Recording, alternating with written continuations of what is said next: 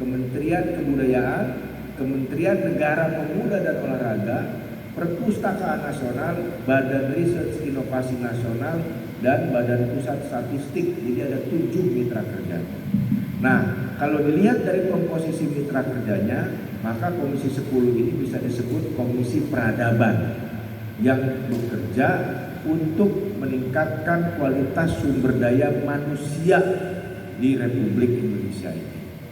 Nah, saya dan teman-teman di Komisi 10 khususnya dari fraksi PDI Perjuangan juga sedang bekerja untuk merevisi Undang-Undang Sistem Pendidikan Nasional. Jadi saya ada di panitia kerja panja revisi Undang-Undang Sisdiknas. Undang-Undang Sisdiknas ini sudah berusia 22 tahun karena diterbitkan pertama kali tahun 2003. Undang-Undang nomor 20 tahun 2003. Bisa dibayangkan 22 tahun terakhir situasi pendidikan, dunia pendidikan di Indonesia itu seperti apa. Ketika undang-undang ini diterbitkan, belum ada kelas Zoom, belum ada kelas online, belum ada media sosial, belum ada kecanggihan-kecanggihan yang ditemukan selama 10 atau 1 dekade belakangan ini melalui teknologi informasi. Jadi di undang-undang ini kami ditantang untuk mengatasi beberapa persoalan di bidang pendidikan. Pertama, tentu saja yang paling dirindukan oleh Pak Jemi adalah kesejahteraan guru, ya kan? Kesejahteraan guru. Yang kedua, standar mutu pendidikan. Yang ketiga, tentu saja kualitas guru itu sendiri. Yang keempat, bagaimana infrastruktur pendidikan dan fasilitas yang kelima. 5 persoalan ini masih banyak kita hadapi. Lebak itu dikenal sebagai daerah dengan tingkat rata-rata lama sekolah terendah. Yang paling rendah, yang rendah, bukan terendah, terendah ada di Papua. Di Lebak ini 6,5 tahun. Ini PR Ibu Ketua DPRD, PR kita semua. 6,5 tahun itu artinya si anak lulus SD sampai SMP kelas 1 5 bulan saja dia berhenti. Pandeglang 7,2 atau 7,5. SMP naik kelas 2 berhenti. Bayangkan di saat dunia ini sedang berubah, begitu banyak penemuan-penemuan, begitu banyak sarjana-sarjana ahli dari luar negeri, bahkan juga di nasional, kita hanya memproduksi generasi yang hanya lulus SD. Yang tentu dia akan terserap hanya kedua sektor saja. Pertama, kalau sektor industri, ya, itu masuknya jadi buruh dengan upah yang rendah. Kalau dia informal, membantu orang tuanya bertani atau berdagang ala kadarnya dengan hidup subsisten. Nah, eta subsisten. Subsisten itu ibarat kita berdiri di air laut, batas airnya itu sehidup. Begitu ada ombak kecil, kita nggak bisa nafas. Itulah subsisten kira-kira. Hanya sanggup untuk hidup hari itu dan bekerja untuk hari itu, makan hari itu. Ini keadaan. Nah, Undang-Undang Sisdiknas ini punya tugas penting. Kami di Panja punya tugas penting untuk merevisi kira-kira apa yang dibutuhkan. Kira-kira guru. Sekarang kita menghadapi juga misalkan rasio jumlah guru dengan murid. Kita tidak pernah menghitung dia orang buka guru sabaraha. Total guru di seluruh Indonesia jumlahnya 3 juta. 3 juta muridnya sabaraha. Ya kan? Sekolahnya sabaraha, ruang kelasnya berapa? Dan perhitungan itu pun masih harus kita perdalam lagi dengan apa? Menjelaskan kata guru ngajar naon. Karena banyak di daerah guru bahasa Indonesia harus ngajar matematika, harus ngajar IPS, harus ngajar IPA karena nggak ada guru.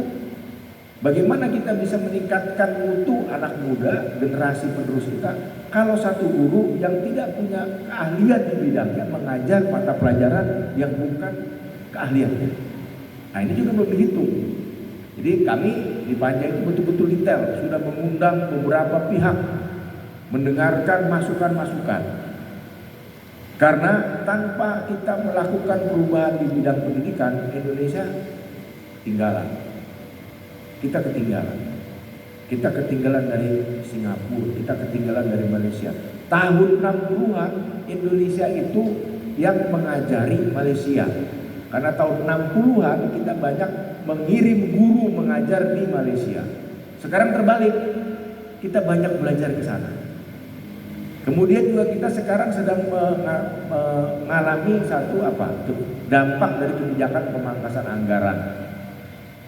Di bidang pendidikan tidak main-main, potongannya sampai 51%. Kami di DPR berusaha untuk menego agar pemangkasan anggaran satu, tidak menyalahi mandatory spending atau kewajiban menggunakan dana APBN sebagaimana diatur dalam undang-undang dasar, diatur dalam undang-undang 20% dari jumlah total APBN. Jadi total APBN kita itu kira-kira 4.000 triliun.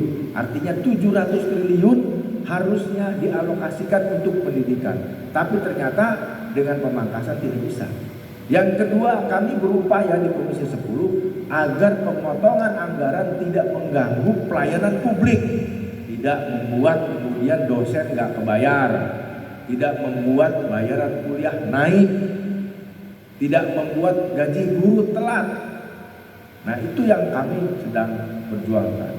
Moga-moga nanti ya, pemotongan ini yang dampak ke sektor publik langsung bisa ditambah dananya supaya tidak juga kena persoalan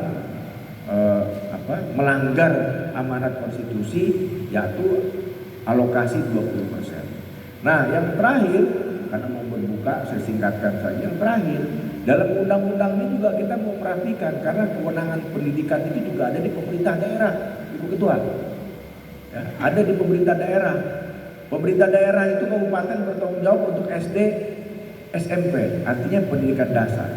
Provinsi itu SMA, SMK.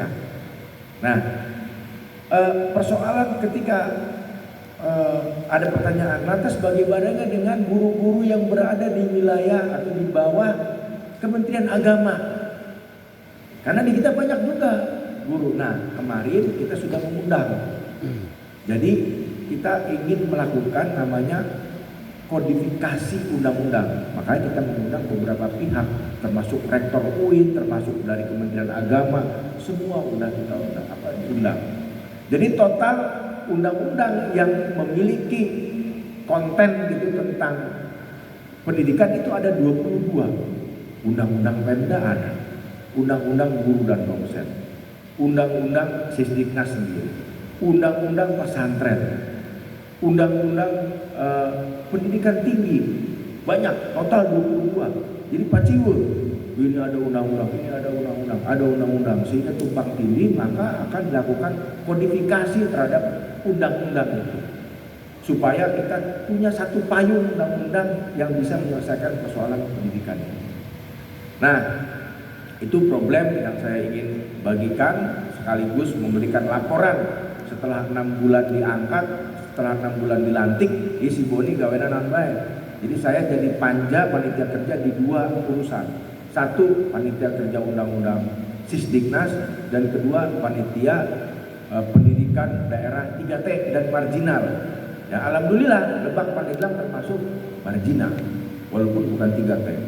Jadi memang sudah pas untuk mengurusi soal-soal yang seperti ini karena datang dari dapil yang sebetulnya menyedihkan, tidak jauh dari Jakarta, tapi dari segi ketimpangan itu jauh.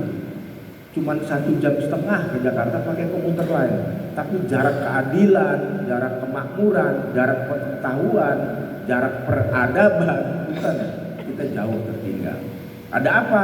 Nah, mari kita sama-sama untuk menelaah kira-kira Lebak ini harusnya maju daripada yang sekarang.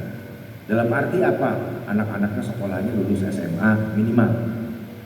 Ya, kemudian usia produktif bekerja, tidak lagi ada stunting. Angka kematian ibu dan bayinya minim. Kalau tidak bisa hilang sama sekali minim. Kemudian pelayanan kesehatannya sampai ke pelosok. Namun di daerah lebih damar air pacok orai, terus budaya serumna. penyakit Bang. Tahun 2023 saya itu ada 52 kasus di Pacok Oretana. Begitu ke puskesmas, serumnya tidak ada. Itu negara tidak boleh seperti itu. Nah, mun di Pandeglang mau kayak di eta Oretana itu. Oretana urusan sertifikat loba nyaho. Jadi itu persoalan-persoalan. Jadi nggak bisa negara tidak hadir. Nah, terakhir saya mengucapkan terima kasih berkat Bapak Ibu, ya, saya bisa berada di Senayan. Berkat Bapak Ibu, saya bisa mewakili teman-teman semua. Punten, mohon maaf kalau ada harapan-harapan yang belum bisa terpenuhi. Ya, jadi ternyata saya baru tahu ketika jadi anggota DPR RI kata wilayah gawena seluruh Indonesia. Ternyata